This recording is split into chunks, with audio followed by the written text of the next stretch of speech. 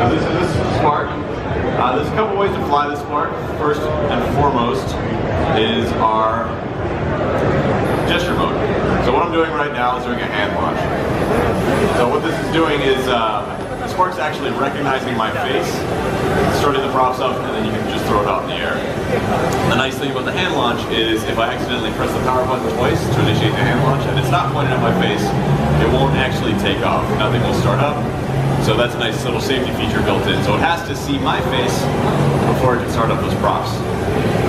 So next point of the gesture control is being able to pretend like you're a Jedi and use the force to control it. So I'm not using a remote controller. I'm not using my smartwatch. Some people have pointed that out.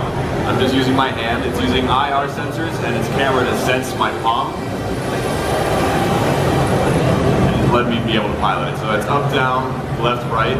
There's also a couple other features of gesture control. There's a wave function.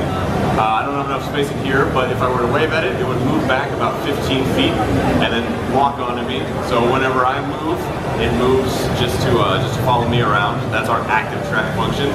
And then when it's in active track, it'll let me take a picture with our picture hand sign, record video, and then also come back to me. So if I do this, when it's 15 feet out, it will come right back to me and then land right in my hand. So right there, it's also sensing my palm with these sensors underneath. It senses my palm and then it takes, lands right in my hand.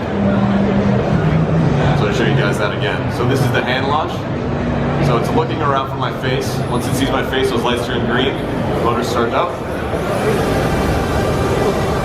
So right now, all of our newer drones have what we call our vision positioning system. So the Spark on the bottom of it has an optical sensor and then an IR sensor, which is actually seeing what's underneath of it, and based on what's underneath of it, basically picking a point to tether itself. So if I were to move it over, I thought I was trying to land. But it tethers itself to that point, so you get the stability indoors than you would outdoors with GPS. Because right now, I'm not in GPS mode. It's just using those sensors to keep stable. So that's why it's not floating around. So another way to pilot it is you can also use our remote control. So this remote control transmits radio frequency 2.4 radio frequency up to 1.3 miles away on paper. So in a perfect world, if you're out in the desert, it'll transmit up to 1.3 miles away. So with the remote controller, I can get a little bit more play out of my remote, or play out of my drone, rather than just being able to do up, down, left, right. You can also pilot it with your phone. So it emits a Wi-Fi signal that allows you to connect with it, and then use virtual joysticks on your phone to then pilot it. So the only downside to that is you can only pilot it as far as Wi-Fi goes. And for those of you who know a little bit about Wi-Fi, it only emits about 100 feet at the most.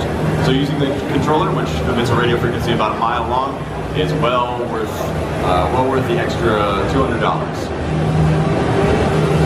And if you guys can see in the front, there's a little black bar above the camera. What that black bar is, it's an IR sender and receiver.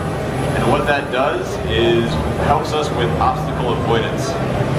So it's sensing you guys right in front of it. The obstacle avoidance is turned off so I can get really close to you and scare you.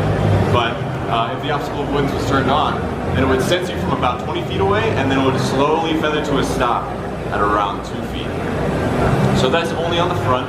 So as long as you're going head first towards something, it'll sense the obstacle and then stop you. We also have a camera built into the Spark.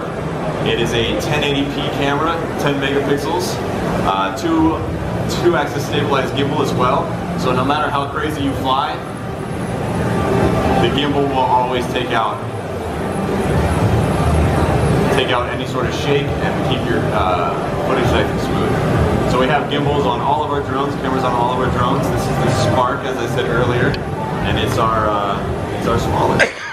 So let's move up a size.